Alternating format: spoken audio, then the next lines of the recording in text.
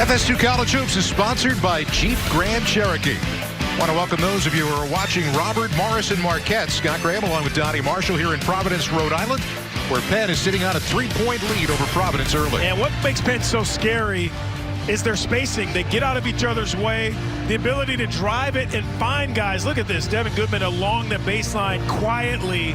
You got to keep the ball in front of you if you're Providence. But not only that, communication has to be a priority. A team like Penn is so fundamentally sound, they're going to take the right shot. You're not going to force them into a lot of bad plays offensively, so you have to communicate. Ed Cooley was talking about the Penn, not necessarily their athleticism or the way each individual plays the game, but the Penn system that his team was going to be kind of working its way against early today. You know, Steve Donahue has his team playing a very specific way. It's not the Princeton offense. It's not, you know, something that's just one signature move, but it's very specific. Diallo fighting his way inside over the top of the freshman Max Martz. You know, first, Providence, their offense is based on athleticism, their size.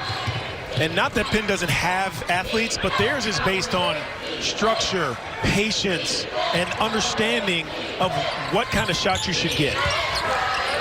Move your way into floor spacing or find the open guy. And that's exactly what Penn just did. Good sharing of the basketball. I love it because it shows kids that are playing basketball growing up, you don't have to be the highest jumper on the floor, the fastest guy. If you understand the game, if you can think your way through it, you can have success. Duke got rejected by the rim.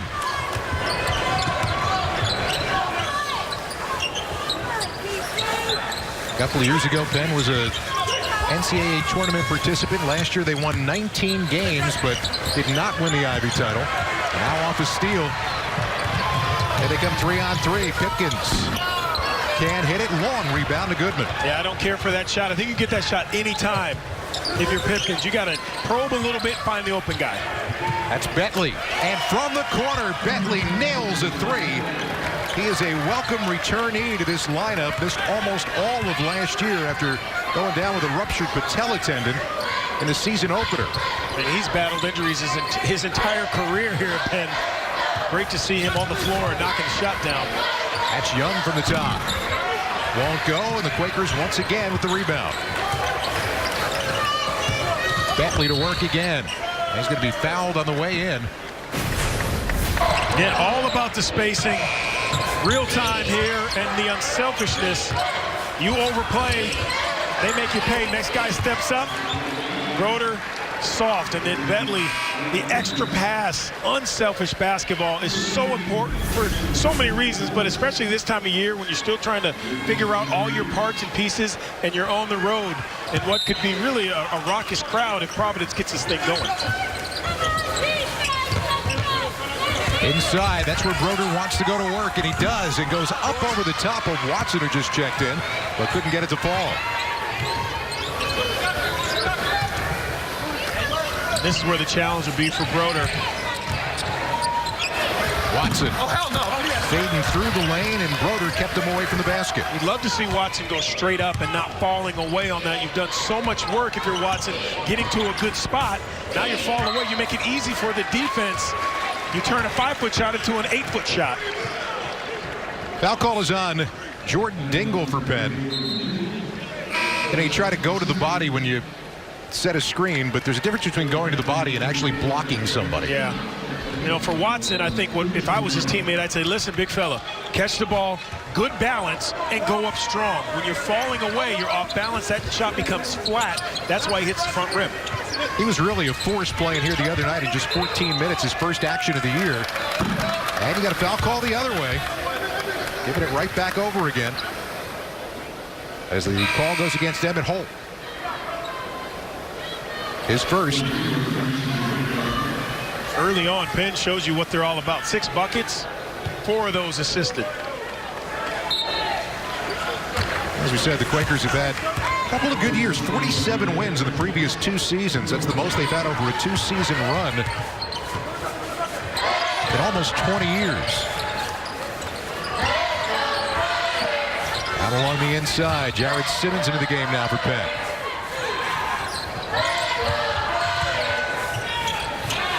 From outside, Marks nails the three.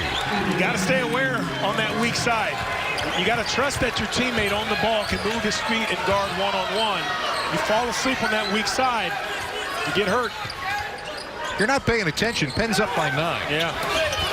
On the inside, make it 7 as Holt got good position. Yeah, for Providence, attention to detail. You have to resist the urge to try to do it on your own. Dingle had a very good look, but too strong with the three.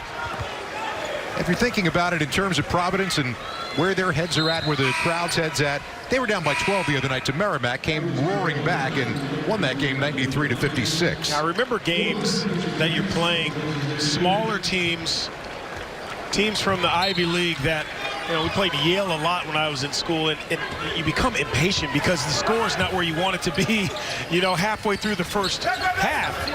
Guys start to do things that are out of character. Providence has to resist that urge. On the inside, Diallo lost it.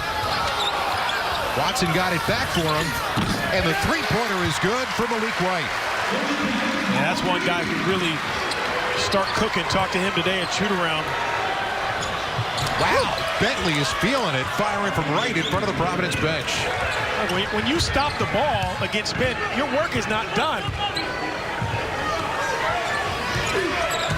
Watson's got a good size advantage there and pushing his way inside.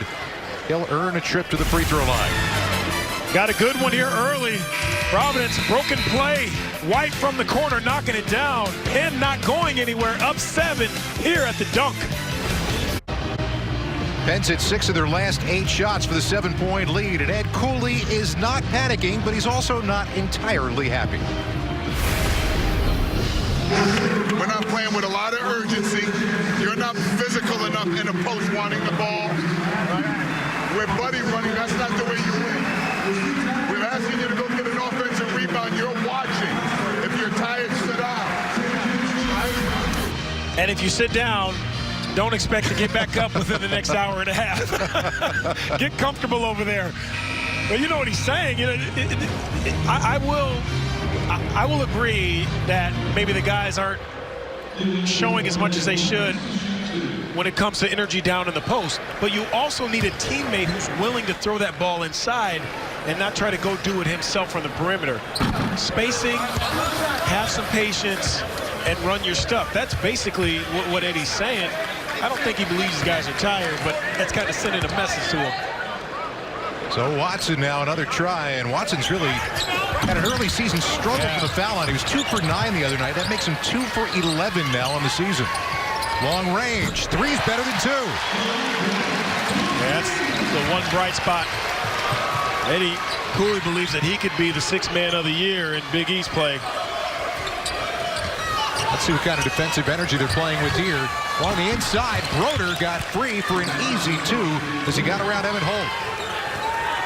I love how he just moved the ball out of the way, kept it high, kept it away from the D, and went up quick with it. Broder's been doing that every year as a Penn Quaker, now as a senior. And defensively at the other end, he strips it away from Watson. Bryce Washington lost the handle. That's going to stay the same way. You know, Penn is, anytime you talk Penn basketball, you have to talk about Broder, only because AJ understands. Look at, he moves the ball away, gets it high, doesn't play around with the basketball, and then on the other end, just when you think you got him, he's got terrific hands without fouling, even though he's undersized. Just such a smart player. And such a competitive nature. He's from Northborough, Massachusetts. Not all that far from here. You got to imagine that he's got a fair number of fans in the stands tonight. He's got a chance still, outside chance, to end up as Penn's all-time leading scorer. Add some toughness, got the Band-Aid over the nose, the prize fighter. They put Band-Aids on back in the day. They did. Well, probably not. Way back. Okay, way back. Before Google, so you can't find it online if you're trying to. Just trust me. I always do. And Dingle trying to swing that ball. You got two blue jerseys on the right side. Pipkins had to make a decision on which one to guard. And you got to move that basketball. figure that's the message that just got sent from Steve Donaghy. Yes, without question. It is fun watching talented freshmen, but they are also freshmen.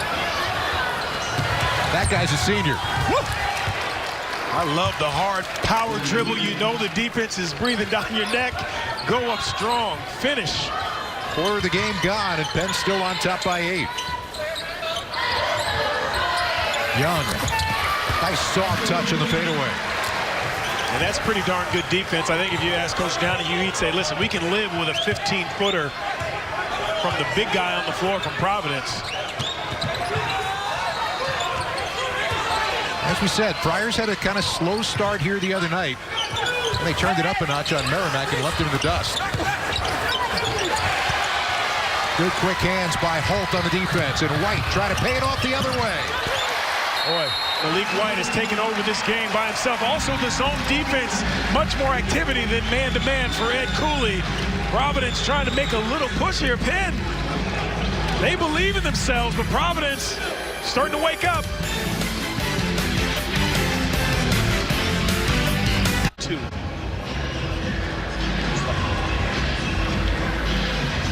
(24-20) Penn on top.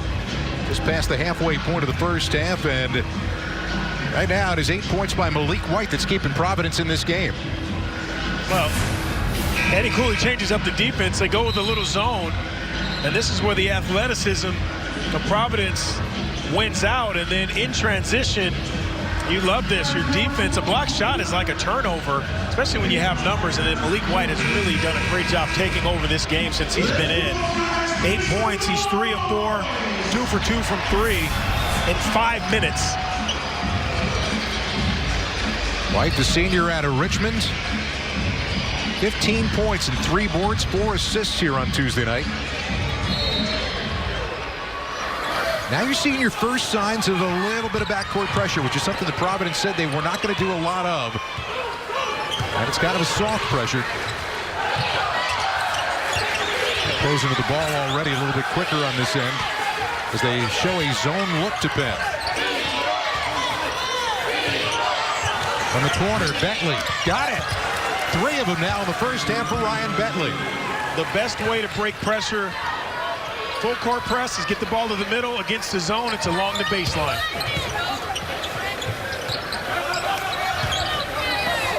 There's White. And the tipped rebound belongs to Bentley for Penn. Love this. You just feel the tempo right now. Oh, my. Oh, my. Wow. Ryan Bentley. 4 for 4 from 3. At this point, I think you got to pick these guys up a little bit sooner if you're Providence defensively. Pipkin says, I got that just inside the 3-point arc. We have got a good one here in the first 12 minutes. But it's 3s versus long 2s. Providence long 2s, 3s for Penn. 10 of the last 12 from the floor for Penn. I didn't go to an Ivy League school, but I know enough that more 3s beats more 2s every day of the week, right? Isn't that the basis of analytics? That's what I learned at UConn, if nothing else. Is that what Jim Calhoun taught you? Yes. Or at least that's the only thing I listened to that he said. Shove along the inside, and a trip to the free throw line is coming, but 7:47 to go on the first, and the Quakers still on top by 8. And for Eddie Cooley's guys, it has to be an adjustment on the defensive end. This is exactly why you have to make some changes. Penn coming in, knocking down shots. The spacing has been terrific. The unselfishness, just the ball movement in general. So how do you compete against that? You got to start to get up into guys. 60% from the field for Penn. Listen, desperate times calls for desperate measures, and even though Eddie Cooley's probably not comfortable with it, you're going to have to start to pick up full court and make Penn a little bit more uncomfortable. Well, that shooting for the Quakers is a very big part of why they are holding a lead in this game as Reeves misses the first. And it's a team that's made 573 three-pointers in the last 2 years. Ed Cooley knows that. He also knows they came into this game at just 28% on this season. And 1 out of 2 from the free throw line makes it a 7-point game. So here's what to expect. There's got to be some full court pressure, and that's the way they're setting up. Sometimes it's fake. Sometimes they'll start this way, ball comes in, they'll get back. I think they're going to stay on the ball and try to make Penn uncomfortable. 10 assists on 12 made field goals. So Steve Donahue's team is sharing the ball well. First action for Ray Jerome with the ball. There's Bentley. He's been the hot one. Up on top. Boy, it's been a big one for Dingle, but he still can't find the range. That was a great offensive set there. Patient. They just couldn't get the shot to fall.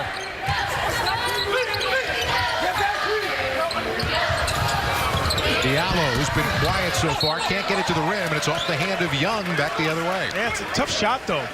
You got a guy in your face, mid-range shot, probably something he's comfortable with off the backboard, but you'd like to get those shots into better flow, coming off a screen or a rip through, you know, with a little bit more attention to really exploding up.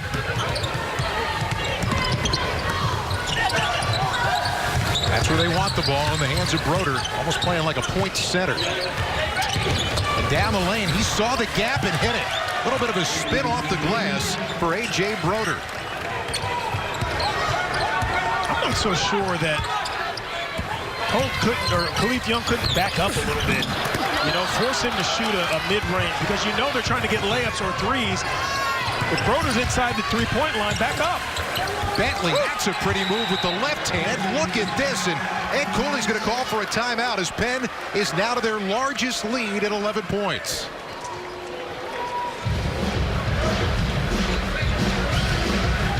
You know, I really believe if we're talking analytically, right now, Broder, back up if you're Khalif Young. Back up, see what he does. It's not really in their system for him to shoot a long two, but it is for them to get layups like that or shoot threes.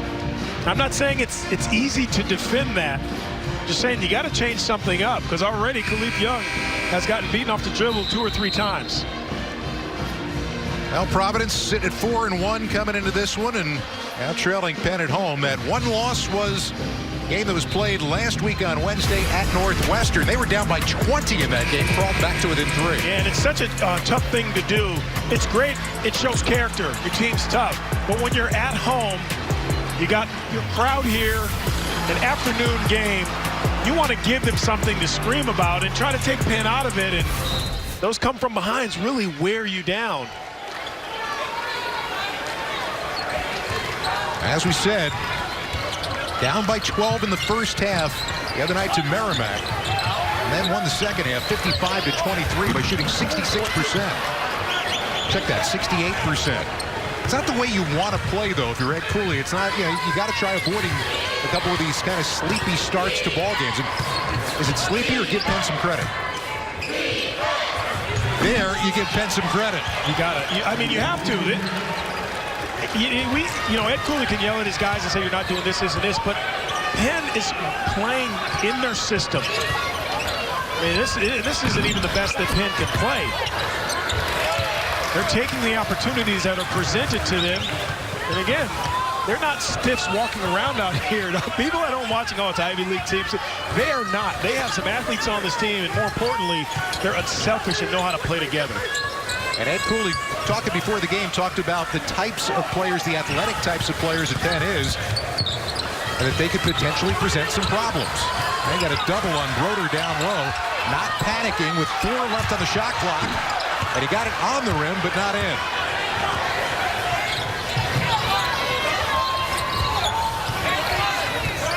Quakers by 13.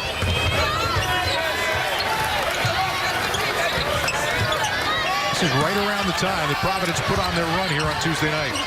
Little drop step for Watson. Wow, how about that D? Without fouling, no help down low for Broder. And the defense for Penn has kind of been their downfall in their 2 losses this year. And obviously tighten it up a bit. Cross court, Bentley catch and shoot. And a rebound and a fresh shot clock for the Quakers.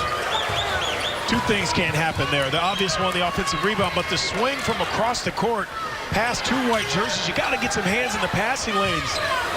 Pay attention on the weak side. Dingle on the take to the hoop, and he got it. Tell you what, Dingle almost lost that ball. It came off of his wrist, and he still made it. That's the way this game is going for Penn. 38-23, a 15-point lead for the Quakers as we come up on 4 minutes left to go in the half. Who's going to be the hero? To the inside, and a chance to go to the free throw line for Malik White. At this point, you're Providence. You got to find some kind of a spark that's going to get you back in the right direction in this one. Listen, unanimous first team All-Ivy 2 years in a row. He started every game of his career. The offense goes through him, but the defense, he's been challenged, and he is stepping up. Now, he may not be blocking shots, but he's got a steal. He's forcing the Watson and Young into tough shots down in the post. And I understand what Eddie Cooley's saying. Post up with a purpose, be strong. But at some point, he's got to say, hey, Broder is doing his job. We might have to run some cuts behind him and have our bigs look at those cutters. Maybe some passing instead of going one-on-one, because Broder's meeting the challenge.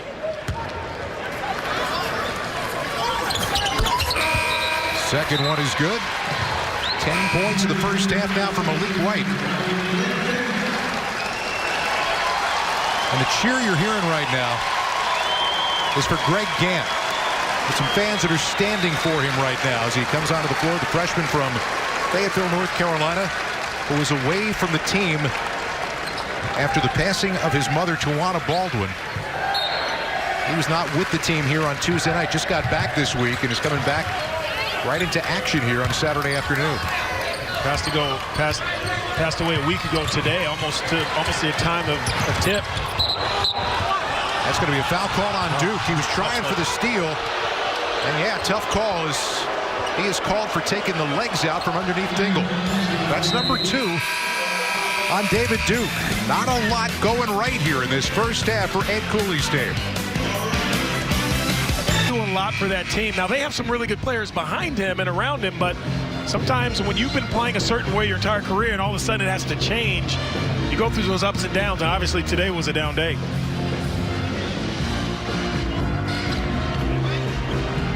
Well, Steve Donahue's got his team doing exactly what he's wanted them to do in this game throughout a good chunk of this first half. It also helps when you shoot nearly 60%.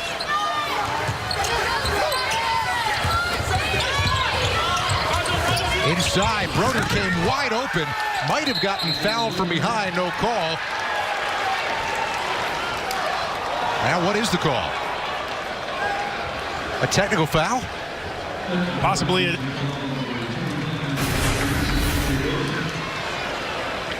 I mean, this is just really, really good, especially out of a timeout. This kills a guy like Ed Cooley, any coach, out of a timeout.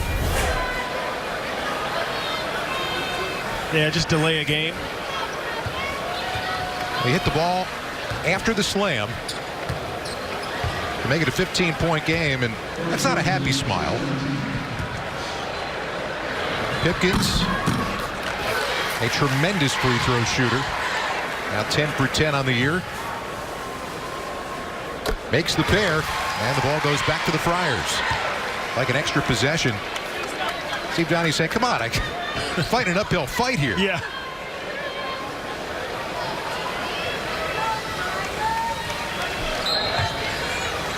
That's another kind of one of those calls where you know it wasn't done on purpose.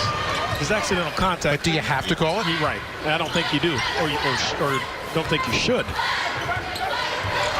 Now, we spent a lot of time together from like 10 this morning. You have a lot of opinions today. Absolutely. Some have nothing to do with basketball. And they're all very important, let me tell you. In my opinion, my opinions are very important. Goodman, that might have been a double dribble. Maybe not. And how about the tap back by Broder to keep it alive? Dingle probably traveled, no call. Bring on the Dancing Bears. We got a lot of stuff going on here. And it's going to be a foul call on Jimmy Nichols. The crowd doesn't like it. I know the crowd doesn't like it. Eddie Cooley doesn't like it. But Penn is just getting to the ball quicker. It looks like they want it more.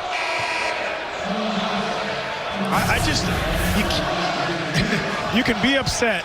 That's a shove, yep. And that's a little bump. That's a good call by the official. More importantly, it's a blue jersey to the ball before a white jersey, you're going to be rewarded. First one to the floor usually wins the call. Everybody's at the foul line, but I believe we are at 16 fouls each. Yeah. Unless they change the rule between Tuesday and today, that's going to be an inbound for Penn. There you go. Just gives the fans a little more time to get on the officials. I think it's going to bother Pat Driscoll, the lead official, who's been to 4 Final Fours. Experienced guy. Diallo, the quick hands. Now Providence wants to see if they can get something ignited here before halftime. They have trailed by double digits for a good chunk of the latter part of this first half. On the run, that's not going to do it. Yeah, one-on-one basketball, not going to get it done against Penn. I still like throw it inside, you get your cutters, move the ball. It has to pop. It's in one place for too long for Providence. Losing the ball out of bounds. Dingle had it knocked away. They just said it's Penn ball, and Dingle was he arguing for a foul? For a foul. Yeah. Yeah, his left arm or wrist was grabbed by Gant. Broder going to go to work on Diallo. Little one-on-one inside. Broder fighting his way in, can't get it to fall. Does such a good job of leading with the ball, trying to get fouled as he goes up.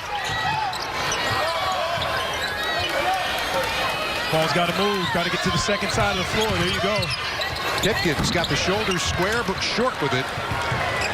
And Penn and Bentley would be wise to slow down the pace here late in the half. That's what they'll do.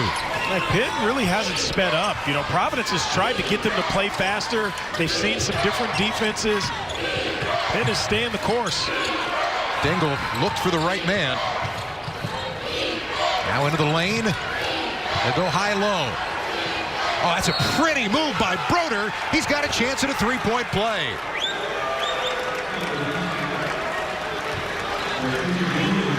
Diallo gets hit for his second. Ed Cooley, I believe, wanted to travel.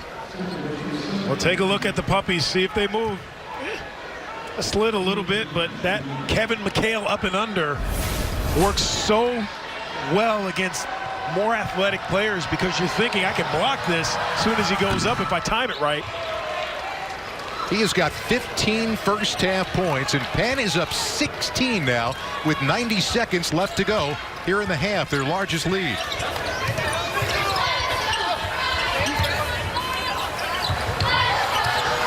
Long range. So that guy has been the savior for this team in the first half. Yeah, this is a Providence team that's 7th in assists in the country. They have right now 7 assists. Dingle throws through. That's another open look for Penn, and it's drained by Lucas Monroe. His first made 3 of the season in 5 tries. Monroe could have checked the wind direction. He was open for so long. 7 for 14 from three-point range for Penn. They came in shooting 28% on the year. White, they'll try it from this side. And Broder with the rebound. No reason to rush it. They'll walk it across now with a 10-second differential between game and shot clock.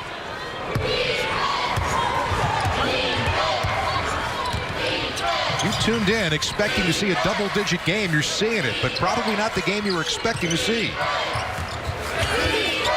Bentley on the run. Can't get it to fall. Everything but the basket to go. That's a really good move out of their offense. Diallo trying to take it up a notch, but he lost the basketball. And Penn will have an opportunity at the final shot. Don't forget, we have first half stats and highlights, and back at the studio, the Mount Rushmore of Providence College basketball, all coming up at halftime. Dingle driving, hit and fouled.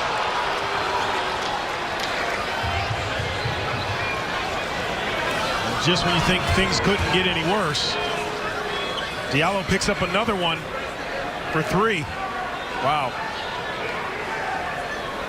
That is big for the second half of this game, and Jordan Dingle goes to the line now for Penn. He had 24 points against Alabama, including the game winner, the most points ever by a Penn freshman in his debut. David Duke has 2. If people at home are thinking, well, what happened to the youngster? He's got 2 fouls sitting on the bench. Just 1 out of 2, and that is going to represent the margin as we have reached halftime. Surprised? You know, I'm not. Penn is a well-coached team. They want to shoot threes or get layups. They're playing their game. Providence is searching for what kind of system they want to play in and what kind of tempo they're trying to get to today.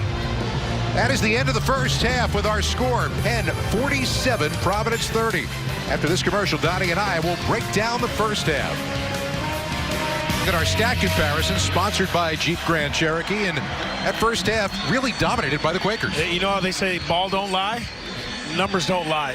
These are the analytics that Coach Donahue loves. They're doing a great job of getting the shots that they want. Defensively, they're also doing the job. Providence just doesn't look like themselves. Off to a slow start, and their pace has stayed that way.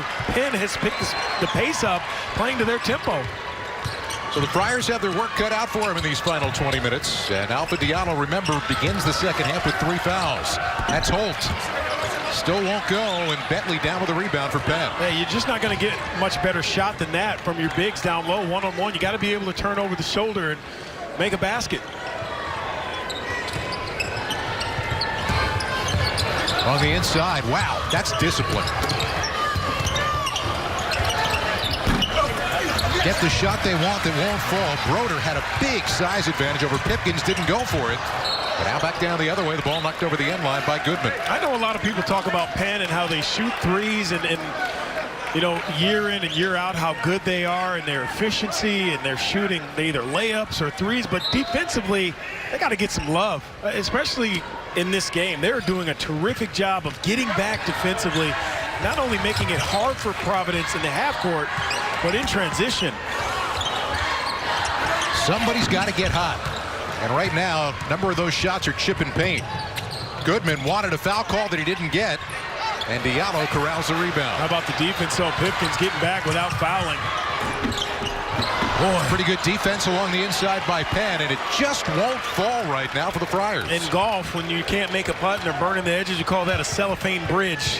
That's what's happening right now with the hoop for Providence. Cellophane bridge. It's not the wording I use, buddy. Foul call, and it's going to be a shove as Reeves was trying to, now check that, as Duke was trying to fight through a screen. That's his third. Maybe a little bit of frustration. Duke sat a lot of that first half on the bench with 2 fouls. So you can just see it a little bit here, shoving. Broder sold it a little bit, but he got shoved. Oh, he sold it. Yep. That's the talent when you know refs are looking for flopping. If you can get the foul and then pay it off by just selling it a little bit more. But you got to get fouled before you fall. On the inside, wow. Dingle with the left hand. Goodness. Chance at a 3-point play for the freshman. Look, at some point, either the fans here want to sit down, they wait until PC scores their first basket, but you can't keep complaining about how bad defensively Providence has been. The bigs got to step up, but they're so concerned about Broder, it leaves Malik White on an island to have to now guard by himself. And offensively, the patience of Penn at every position is really shining. The name Dingle sounds familiar. Dad was Dana, part of the UMass Final Four team back in 1996. He's made an impact here today. Reeves. Need it. Boy. There is just, what, cellophane what? Cellophane bridge. Bridge. A lid on it. Whatever you want to say. When I'm playing golf, I just say the bleeping ball won't go in. Won't go in there either, but there's going to be a foul call and free throws. It has to be more Malik White in this game. There's just no other way around it, but they got to do the job defensively, Providence, if they want to get the ball into his hands.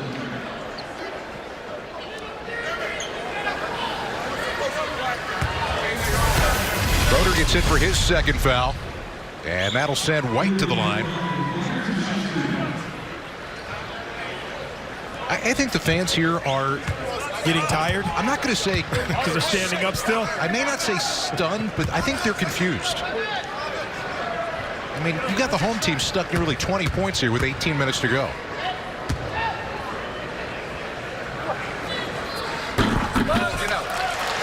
And what happens at this point, the bad news is, which I think that's cheating right there. It's got to be a field goal. Yeah. It's got to be a field goal. Yeah. It's got to be a field goal. That's cheating. Providence fans, you should be ashamed of yourselves. Everybody up. I should be quiet because they'll be mad at me again like when I played, and then I won't be allowed back in this building. You weren't the most popular guy, were you? Why do you say that? Because I watched you That play. sounds like your opinion. It doesn't sound like it's based on fact, my friend. I did watch you play. And contact along the baseline. That might have been a little bit of a touch foul, but it is going to be called on A.J. Reeves. His first. And this is the time of the game, right out of halftime, out of the locker room. There's a little bit of a lull. Providence trying to figure out what's happening, and Penn really, really comfortable. Bentley hit 4 threes in the first half. Missed on that one from the top. It's a better contest by Diallo. And by the way, on the floor with 3 fouls. So Ed Cooley's telling you what he needs to get done. Pretty move inside, and a backdoor cut on the feed from Pipkins is Holt. It's the first field goal of the second half for Providence. Now, how do you build off of that? You have to communicate, one. You got to see the ball on the weak side. No surprises if you're help side deep for Providence. Broder tickled the front of the rim, and it falls in. Does such a great job with using that pivot foot. Slides through, falls away under control. And along the inside, a little jump stop reverse from Reeves. Look, soften that defense up, get a couple of layups. Defense starts to sag. Worry about the paint. Now you can make some outside shots. They are chopping down a big tree here at home on a Saturday afternoon. That's another size advantage along the inside for Broder. And Broder got it on the rim but couldn't get it to fall.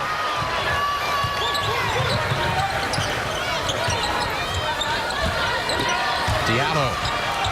That's a good move inside and a chance at a three-point play. Ben's going to have to talk about this. And you can just feel how the momentum's changing a little bit in Providence's favor. Steve Donahue's got to tell his guys, let's talk about this. It's a great job. Diallo.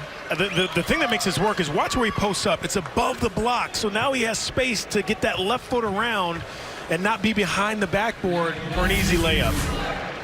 Savvy play by the senior out of New York. Well, so many young players post up below the block, and when they turn, they're behind the basket.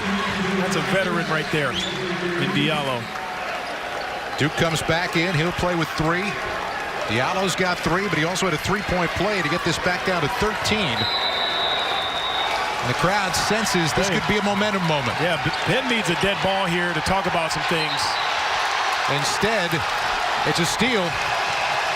Yeah. 3 layups, a free throw, and now a turnover for Penn. Steve Donahue is going to play it through and wait for the media timeout that'll be coming after about 20 seconds of play. But the crowd is definitively back in it now here at the dunk. White in rhythm got hit. And he's going to the free throw line to shoot 3. Hey, what I bet if Coach Donahue had a point where he could have called a timeout before that last three-point play by Diallo, he would have. This is just a no-no. Cardinals said you're coming in late, especially if you're a three-point shooter yourself. You got to know. I like to contest late, but you take a guy's body out because you're late coming around that screen. Just got to let it go. Second foul on Bentley. Malik White, the defensive player of the year for this Providence team last year. Definitively taking on a bigger role now as the 6th man here in his senior season. And when you've been down for most of this game, the thing you want to see visually is single digits if you're Providence. It's all the difference in the world mentally for both teams. You think you're comfortable, you got a cushion, 12, 15 points. Once that thing gets down to 8 or 9, now the tempo really changes. But the battle is, can Providence and how can Providence get to that point? Got to make your free throws. Well, in all honesty, they've already made some pretty big headway. Dingle was shooting for a 20-point lead, and it's now down to 11. 7-0 run for the Friars with 16-14 to go. And more full court pressure now. They nearly got a steal. They did get a steal. No, it stays the same way. It looked like Pat Driscoll was going to be pointing in the other direction. But it stays with Penn. Listen to this crowd. They want to get into it. The Quakers have lulled them to sleep for most of this game. And now another near steal. Wild scramble for the basketball. And I believe we're going to get a, if it's possession arrow, it belongs to Penn.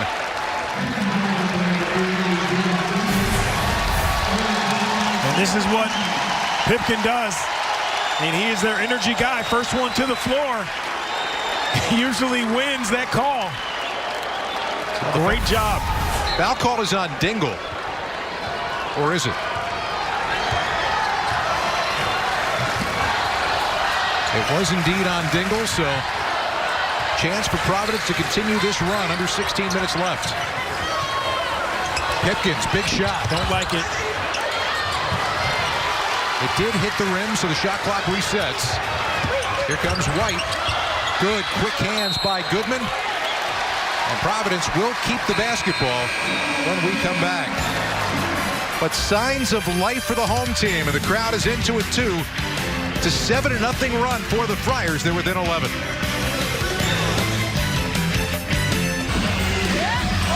Tuesday night, Providence crawled out of the biggest hole that they had seen so far in this early part of the season. Today, the hole is bigger. They trailed by as many as 19 early here in this second half, but they are now back to within 11.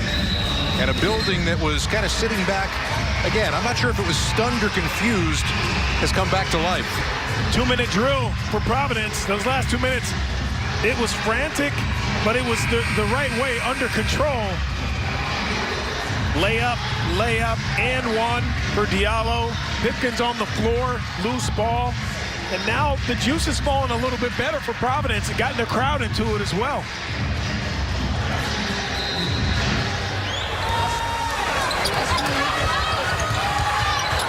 Back to play. That's the hot hand in this game. Off the miss, the putback won't go, and hard to the offensive glass. Providence is going to get a third try. They're starting to win the war of the boards. Inside. Oh, that's a block and a good one by Broder. Now, these games are just as much about tactile sense as they are about thinking your way through. So if you're Providence, you got to think that way. It's not just a thinking man's game. You can use your physicality, but you got to play within the system. It's something that Dingle did not do just there for Penn. Knifing in, White. Ooh. What a crazy angle. Diallo got the basketball but couldn't hang on to it. I think you'd love to see Penn, if you're a fan, just take some time off of that clock, get back into the flow of your offense. Broder got caught underneath the hoop. Underneath the backboard, I should say. And he traveled. Good D. No reaching in. Young did a terrific job of just standing his ground. Sometimes you get down in there, you try to use your knees to nudge the guy off to travel. That's just really good D. You got him on the baseline. The baseline's like another defender. Keep your hand up. Shadowing the ball. Feet are moving. Terrific defensive set there. It's 10 turnovers for the Quakers. 4 of them have come in the first 5 minutes of this second half. And that's allowed Providence to creep that much closer. Trying to get it down to single digits now. Diallo. Chance at a three-point play. Now you want to go to your senior leadership. Eddie Cooley knows that. I mean, this is your, if you had a guy, the Swiss Army knife. He's got a little bit of everything in his game, Diallo. That's all set up, though, by just getting out of his way, letting him go to work, and not falling for a Broder coming in with that hand to try to reach at the ball and finishing. And that hand of Broder's is what the foul call was, his third. Now you're going to get a foul call. The other, is that on Duke? That is his fourth. Called for the foul on the rebound from his spot along the lane. And he's going to have to take a sit for a while now. And I think for Eddie Cooley, sooner rather than later, he'd like to see Duke go to the bench, and now Reeves comes in. I mean, Reeves is the guy that you would like to start to heat up. See him be aggressive, make some shots. It's a nice little switch if you had to go into the bench. Lakers have been silent offensively for a while now. It's a 9-0 Providence run. They're closing to the ball a lot better here in the second half. Bentley, quick release. And the weak side rebound down away. Good offense, baseline drive, the opposite baseline drift to that corner.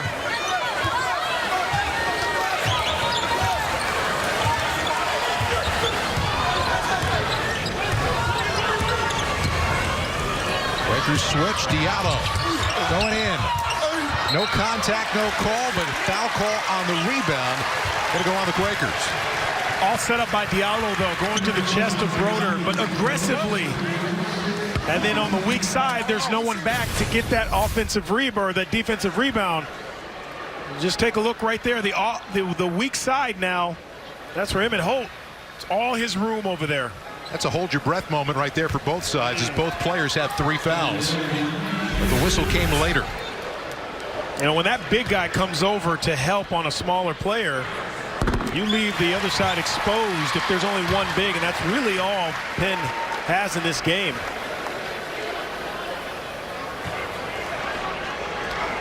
Ed Cooley told us before the game he's pretty comfortable with his depth, so the foul trouble perhaps not quite as big a deal at this point. 11 now for Diallo, and this is an 11-0. I'm not going to call it necessarily a run. It's more like a traipse. But whatever it is, it's got this down to a 7-point game. The officials, a quick discussion.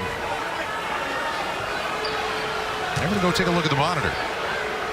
Well, they send Diallo to the line, and I thought Holt was fouled on the weak side. Because you mentioned it. You got Diallo and Broder with 3 fouls each.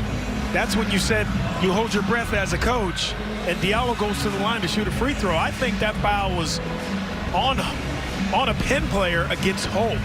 I believe it was, too. The foul was on Lucas Monroe, and they take a look at it. It was for a shove on the weak side, the offside rebound, and I believe it was Emmett Holt who got shoved. And not a shot attempt by Diallo. Correct? Do they have the ability now to go back and erase those 2 points?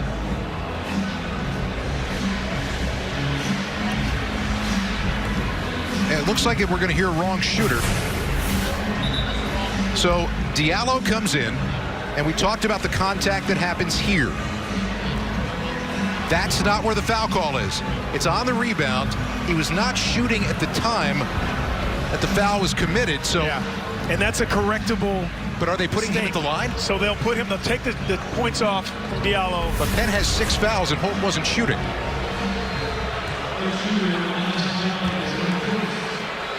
And they're saying here that this was going to be a putback. So that he was in the shooting motion to put that back. That's why he's going to the foul line. But those points of Diallo will come off. Holt will be he's the correct shooter if he's shooting. Well, good job by the officials in going back and making sure they got it right. It's one of those correctable mistakes. I'm going to guess Penn fans are wondering if indeed it should have been a shooting foul. As it is, they get 1 out of 2. And the lead is at 8. Greg Gant will come back into the ball game. Yeah, it was questionable if he was going right back up to shoot that. I really don't think he had that good a possession to shoot it, but we play on. Lakers are only 2 for 8 from the floor here in the first 6.5 minutes of the second half. Goodman used that shot fake well, and Broder gets it. Wow, he missed a bunny twice. And now look up. The score, single digits. Here you go. Momentum towards Providence, but really all done in that painted area, being aggressive, attacking the rim. Got to stay with it. Oh, good position. Can't get it to fall. Offensive rebounds becoming big, but yep. Transition. The trailer, Bentley, finally breaks the schneid for Penn and extends it back to 10. Look, when you're trying to work your way back into a game, you got to try to be patient and more efficient. You don't have to be in a hurry. Use your head, get back. You got a 20-second shot clock now.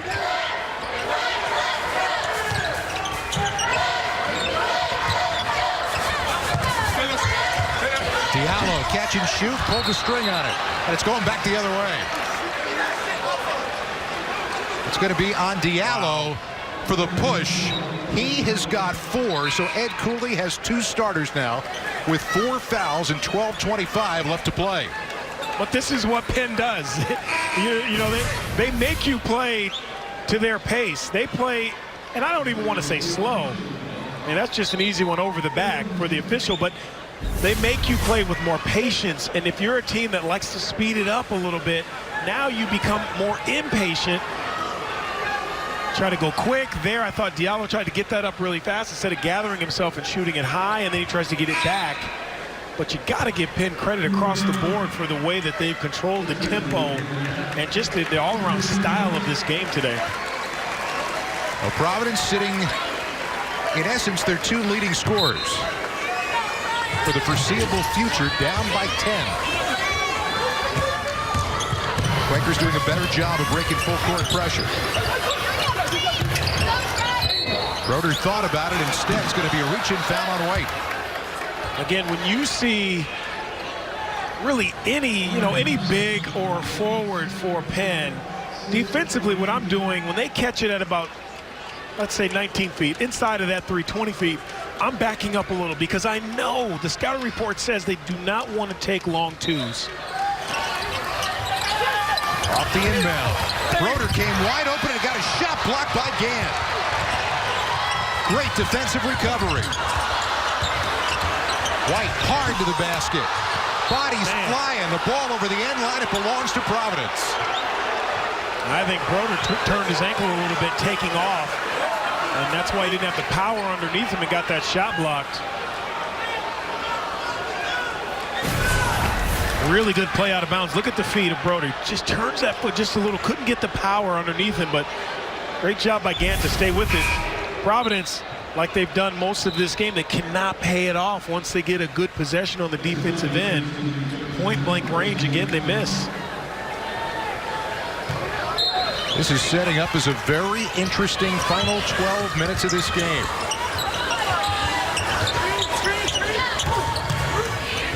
That's White stepping into it from the elbow. And the foul call on the rebound is going to go against Broder. That will be his 4th.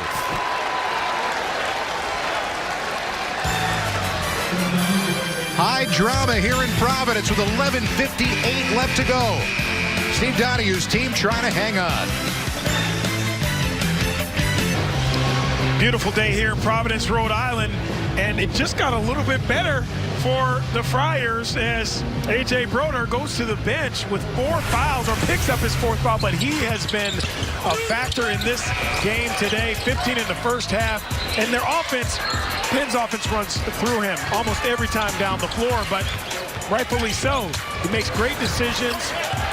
One of the all-time great players there will ever be in a Penn uniform, and I tell you what, who will step up now? Because not just on the offensive end, but defensively, someone is going to have to step up because your big fella is sitting right there with about just under 12 minutes to play.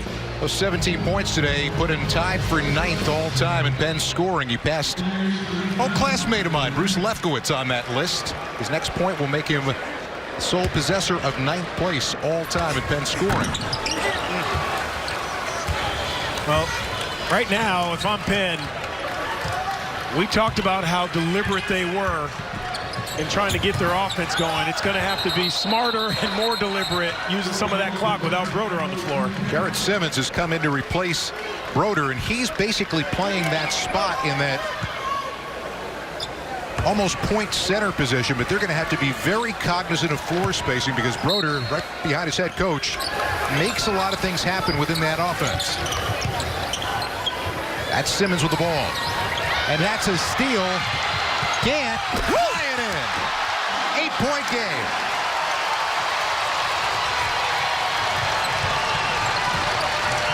Just a flash of how special Gant is going to be. And that was a huge basket for so many reasons, emotionally and tactically for Providence.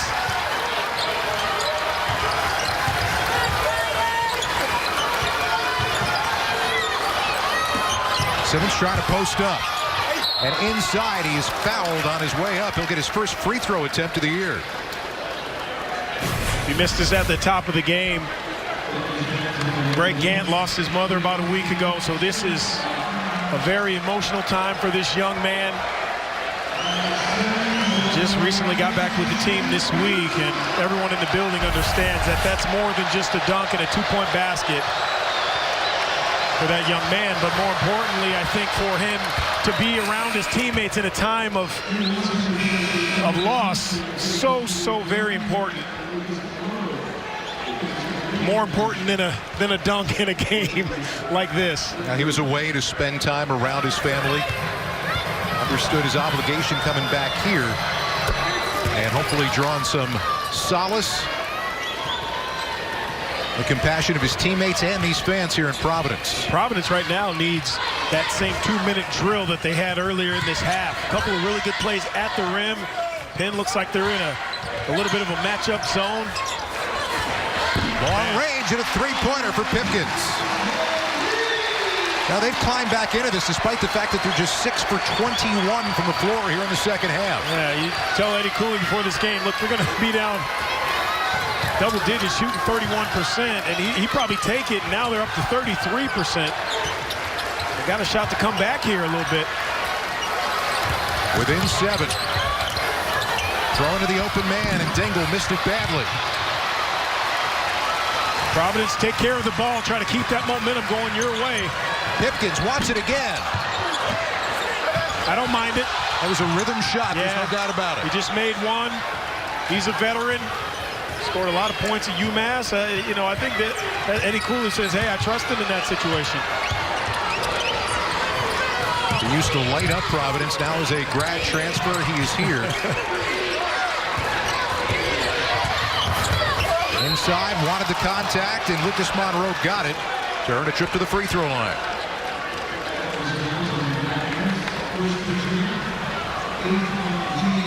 That is on Gant, his first. A lot of fouls here in the second half. Monroe, a freshman out of Huntington Valley, Pennsylvania. Dad, Raymond, played at East Carolina and Drexel. Only played 11 total minutes the last 2 games coming in. It's going to be an important part of this game. Only 7 free throws in this game. This will be the 8th one for Penn. As a team, 71% on the year coming in. Broder cheering his teammates on and waiting for his opportunity to get back on the floor. That's going to be a critical choice made by Steve Donahue. Under 10 left to play. To join us late, Penn led by as many as 19 early here in the second half. Pipkins driving. And the putback goes for Nate Watson.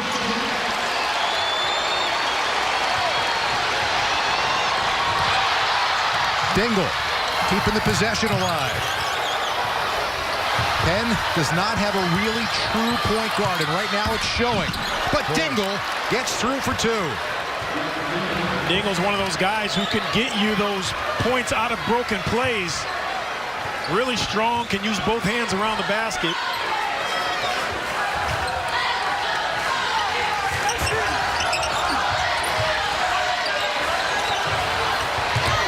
Watson with the spin move.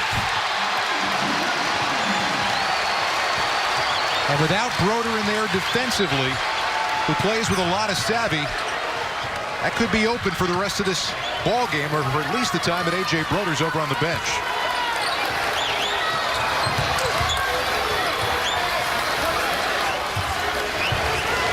Six-point ball game. A lot of time left to go. Gant nearly got the steal. Going back behind, Dingle didn't pull the trigger on the three. Now Bentley runs out of time, and it's a shot clock violation.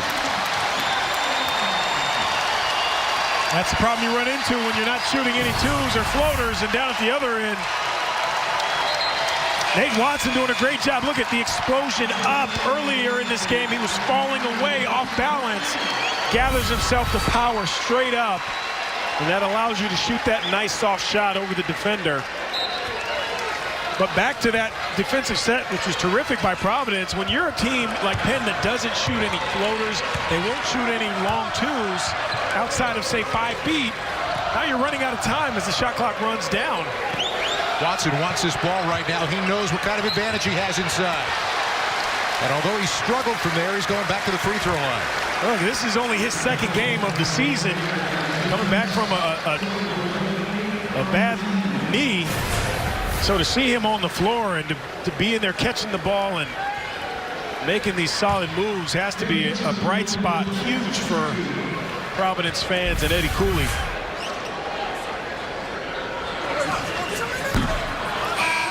And the free throw struggles continue for Watson.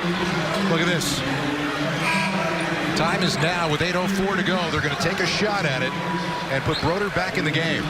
It's interesting how sometimes throughout seasons, two things go together. Struggles from three-point range, 4 for 13 for Providence. Not any better from the foul line. They're 10 of 20. And Watson is 0 for 4 on the day today. 2 for 13 in the 2 games played here at the Dunk this week.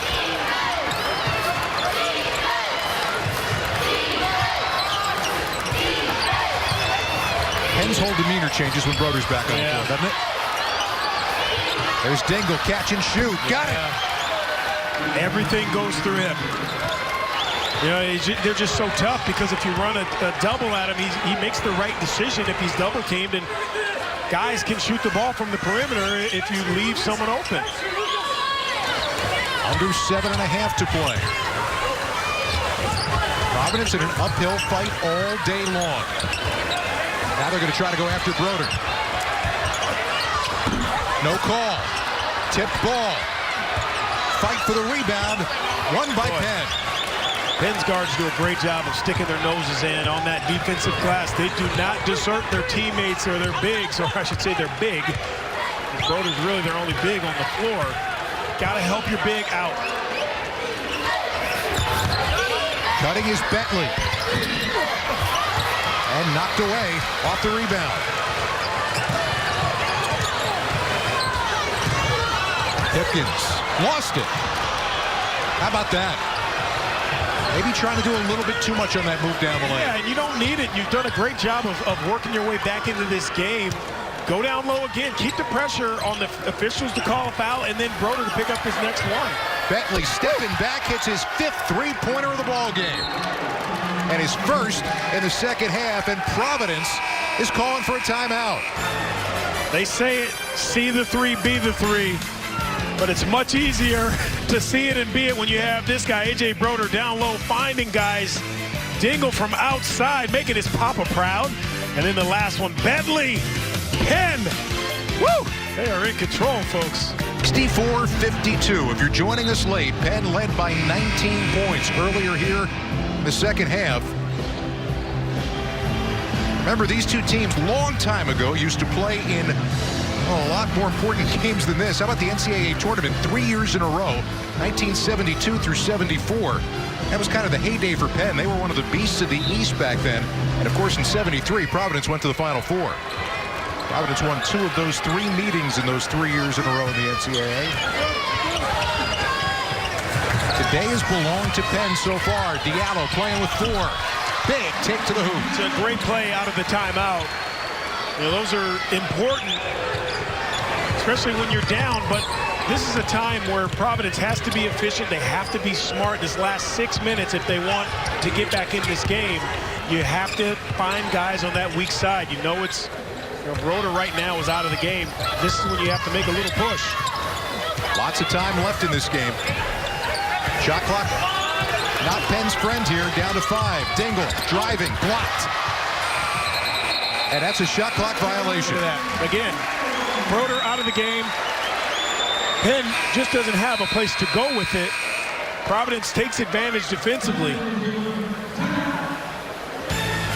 Another timeout. More of a chance to talk it over as Penn tries to hang on to a 10-point lead.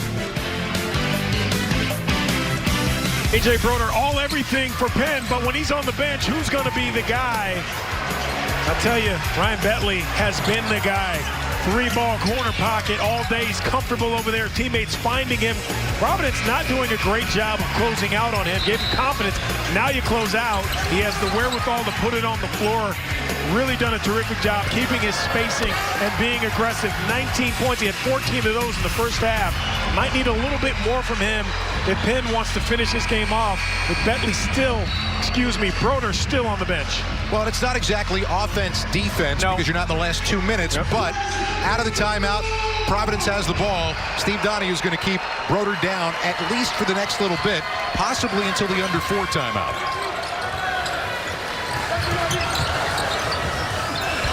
Duke, wow, great anticipation by Simmons, and that is going to be an over and back. A turnover for Providence. And you know exactly what Eddie Cooley wanted there. Because David Duke scoreless in the game. He's 0 for 5, so they're trying to get him going, to sneak him in that back door. That's a great defensive stop, and now A.J. Broder back in the game. So a little bit of some offense-defense here early on. Sure, Coach Donahue studied that. He told us he's an analytics nerd. He loves it. He loves the numbers, and I'm sure he looked at that with fouls and time and score. Dingle, catch and shoot. Wow, big 3 for the freshman. I don't know if his pops could shoot like that. I'm just saying. I don't think Dana Dingle was that kind of shooter. Not sure he had to be on that team. Look, I'm not hating on a UMass guy. No, I know a lot of people would say UConn, UMass, but this little boy out here can shoot the ball. Sokin Diallo up on top with a hand in his face as he answers right back.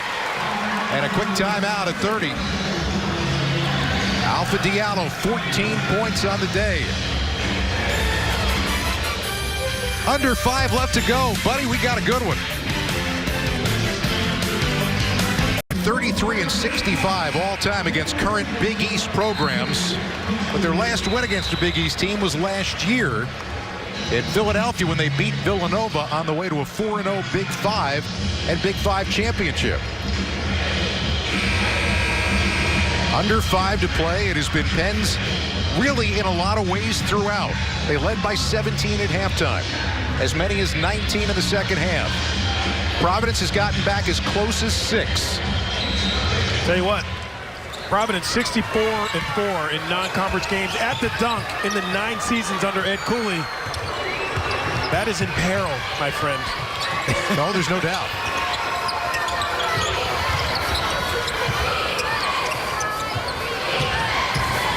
Quakers trying to take care of the basketball, continue to work for the good shot. That's Broder, their leader, with 4 fouls. Dingle trying another. Oh, my! He plays like a senior. I mean, he's not afraid, is he? Wow. 16 points for freshman Jordan Dingle. Diallo trying to answer again, can't. And the rebound down to Broder. The lead back up to 13 now as we approach 4 minutes left to go. Yeah, talking to Donahue today at shoot-around about Dingle was that he's a mature kid. We've seen that in this game.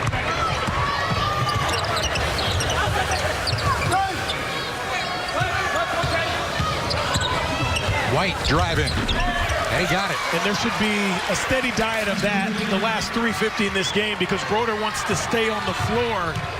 You attack that rim, he's going to back off. And straight down the lane, it opened for Devin Goodman.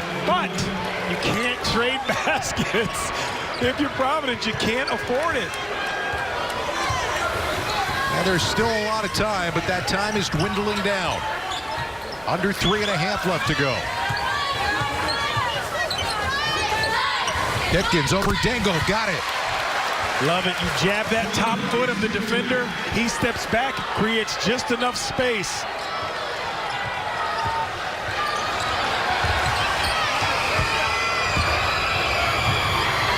And into the forecourt now, trying for another steal. Bentley clear with the basketball. The Quakers reset it. Into the hands of the senior Devin Goodman with under 3 left to go. Broder hasn't made a move to the basket in quite some time. Shot clock down to 5. They're spreading it. They're going to go to Dingle. Hesitation dribble. Oh, the freshman just missed. Wow. What a Tapped tap rebound, out. yep, and a new 20 seconds for Penn. Penn right now, this is their game. They take care of the basketball. No turnovers the rest of the way. Goodman driving is fouled with 2:27 left to go. Tell you what, we said off the top this was an important game, or a good game for both teams, but how important is this for the freshman? Jordan Dingle doing a great job of putting the team on his back. Impressive. Penn up 10. Running short for the home team as Providence trails Penn out of the Ivy League by 10. Penn is 1 point short of their season average of 73, and they've been giving up 76 points a game. I gotta say, they really answered the call today defensively. And you think of them as just a fundamentally sound backdoor team, go through A.J. Broder and everyone else play around him, but defensively, I'm very impressed today. Devin Goodman is a pretty good free throw shooter, now 11 out of 15 on the year. He had 21 points in the LaSalle game a couple of games back that Penn won. Big at the Palestra. Just 1 out of 2 here, so it stays 11 now. Providence has to hurry.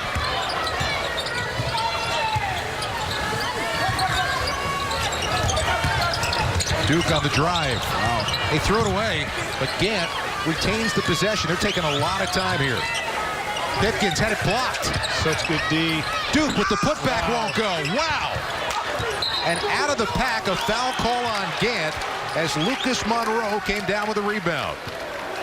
I thought Malik White had a nice little step back there and didn't take it. He threw it to David Duke, who got away with the travel. It just a little bit of what Providence has done, or a lot of what Providence has done, or lack thereof, all day, game long. No one has really had their feet under them. No one has taken the guys, grabbed the jersey and said, get back on defense, get to your spots, slow down. The leadership right now has only come from the bench, and Ed Cooley, that's it. You need players on the floor to get you under control. You need guys to say, get to your spots. We're at home. Wake up a little bit. When it's only coming from the coach, it's hard to survive that way. That's the best description I think I could come up with for this game. They haven't had their feet under them for a good part of this game. And no, the shots didn't fall, but there's a lot of things that could have compensated for that haven't happened. White, way too strong on the 3. And that's the shot he had in the previous set, but he just didn't take it. I think he knows that. That's why he took that one. Jordan Dingle, who's been a huge part of what Penn has done here in the second half, gives it up. White with a Euro step. That's a new career high for Malik White. And if Malik White just had, to me, he's that guy. No disrespect to their upperclassmen, but other than Malik White, but he's the guy who's their emotional leader, I think. Well, he's coming off the bench, but him on the floor as much as possible, I think, will really infuse this Providence team with some energy and playing the right way with a purpose and pace. Bears-Lions, our coverage begins Thanksgiving Day, 10:30 Eastern, 7:30 a.m. Pacific on Fox. The pregame show, by the way, live from 6th Avenue, New York. The parade is going to be going on right behind it. That's a lot. That's a lot to pack into a Thanksgiving morning. There's a lot going on. Yeah. The 2-hour pregame on Thanksgiving. Sounds like you're complaining a little bit about too much going on at Thanksgiving, talking about me. Well, I will be a very busy man on Thanksgiving Day as well, but not on television. Of course. You're a bon vivant. Man of the night. That's what you do, man. You're all over the place. You and Raph. That is two decidedly different lifestyles. You sense the sarcasm in my voice? I did. Providence has to foul, don't they? You went for the steal, but you got a foul, don't you? 11-point game. I think right now, Eddie Cooley, that man right there, is thinking, I cannot wait to get back to the drawing board and show this. This is a game that you want to show your guys 2, 3, a month from now. The problem is you have 2 of these now under your belt. And that cannot become a habit for this Providence team. They're too talented to be in games like this. Dingle with the left hand, and that's the exclamation point on the day as Penn goes back up 13. And that's no disrespect to Penn. They played terrific. I don't even think we saw Penn's best game either. They just played within themselves and played together. Both of these teams are on their way out to California for the Wooden Legacy. Providence leaves on Monday. Penn leaves on Tuesday for the West Coast. Providence uses their final timeout, down by 11. But Long Beach State, and then games that will take them through next Sunday back here, and you know that there's a lot of emotion behind that game at Rhode Island after they get back. Yeah. Back on FS1 against Stony Brook on the 14th. That Wooden Legacy, you got Wake in there, you got College of Charleston, so you got some teams that can play from some good conferences, so it doesn't get any easier for Providence College. Ed Cooley was saying before the game, this is a Penn team that could very well contend for the Ivy title, which in essence then makes them an NCAA tournament team. And you got to look at it that way. You're looking at who you're playing in this early part of the season as you try to find your way around. I'm not sure that they expected to see Penn shoot the ball the way they did in the first half and control the game even when it looked like the Friars were getting back into this game in the second. I mean, we talked to Coach Donahue today about playing a game like this. You're not going to see a lot of these teams, but what does it do for you? And when you've beaten Alabama and now Providence, it does a lot down the stretch, maybe for your confidence more than anything else. But when you're talking about getting a couple of bids out of your conference, you just never know. Well, these are games now, we don't want to talk about their losses. They got 2 coming into here, but the wins, I think, are much better than their losses are bad for them. And a quick push after the inbound with 51 seconds to go. We're going to, it appears, end this game at the free throw line. For Penn, the Rice game hurts you. But because it was the second game of the season, after you beat Alabama, you can understand you come down off of that. The Lafayette, not a great loss either, but I think you have to look at where now what happens with Penn and their fans, and I believe it, and Coach Donahue, is now you become fans of Providence and hope that they play better down the stretch, right? Absolutely, yep.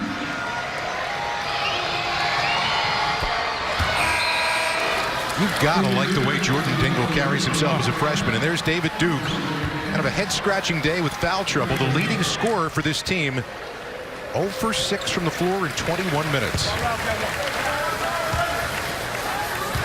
Kid who grew up a mile from this campus. Said it took him 2 minutes to get from his high school to this campus. And a lot of pressure on him every game. He's playing at home every night. Diallo, a pretty reverse. Remember, no more timeouts for Providence. They can't stop it. It was nearly a steal or nearly a turnover.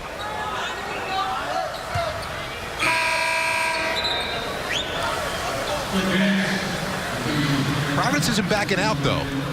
So, once again, it's a 10-point game. I don't think they've decided to just quit on this game yet. No, and Ed Cooley's teams just don't do that. They never had. It doesn't matter how much they're down, because they know they're going to hear about it in practice if they decide this game's over before that clock shows zeros.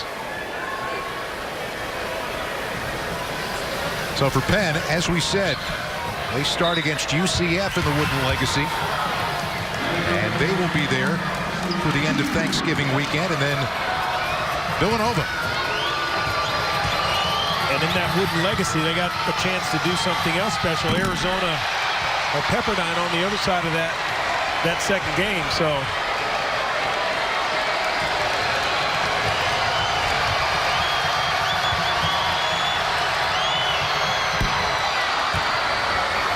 well, 1 out of 2 for Bentley, who has 20 points.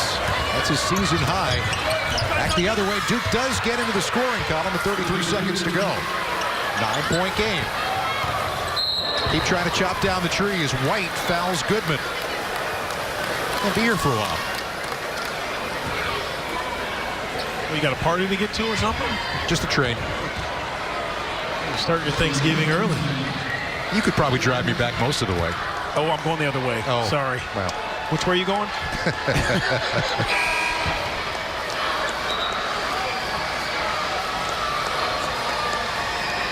well, that is 5, according to the officials, on Malik White. So with a career-high 20 points, guy who has been basically the offense for Providence through most of this game has just fouled out. I have to say, though, this is the first time, even in shoot-around today, that I've seen the Penn players smile. I think they understand that they've done something pretty special here, and now they can enjoy it a little bit.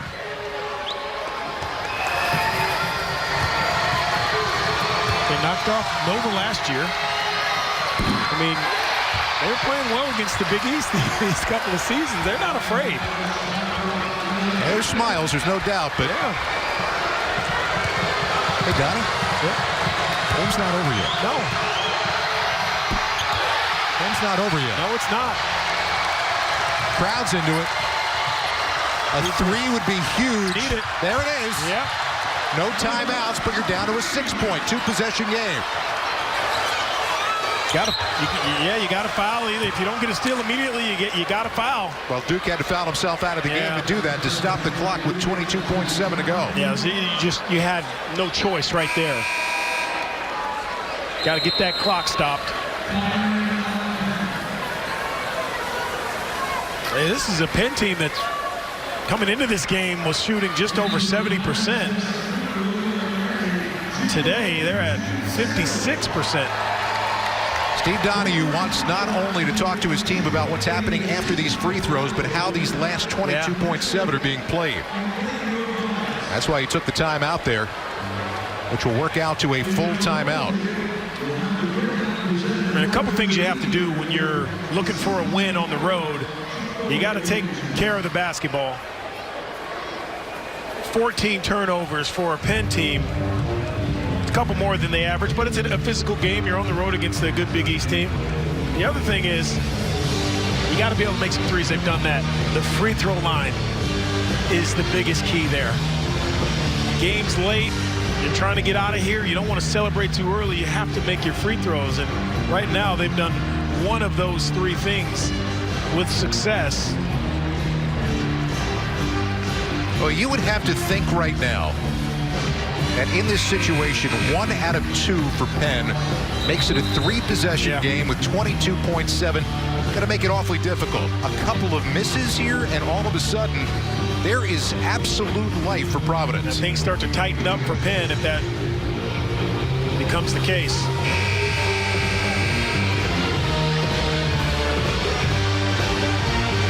That is the guy at the line, Ryan Bentley. Been a second-team All-Ivy player. One of the leading scorers in the league. And as we said last year, in the first game of the season against George Mason, ruptured his patella tendon. His year was over in game 1. He's got 20 points here today, but he needs to make this free throw to make it a 3-possession game for Steve Donahue.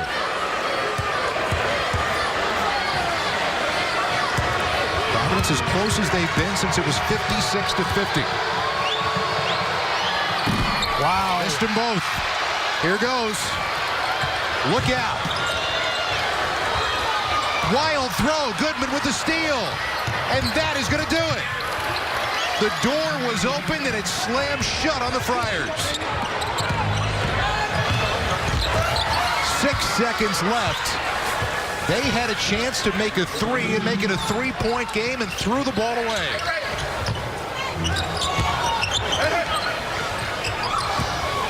The Quakers dribble away the clock, and they walk out of Providence with a 6-point win for Steve Donahue, 81-75. Yeah, a little bit of a slow start. Wasn't pretty for either team, but Penn, they just willed their way into their system. Unselfishness, moved the basketball.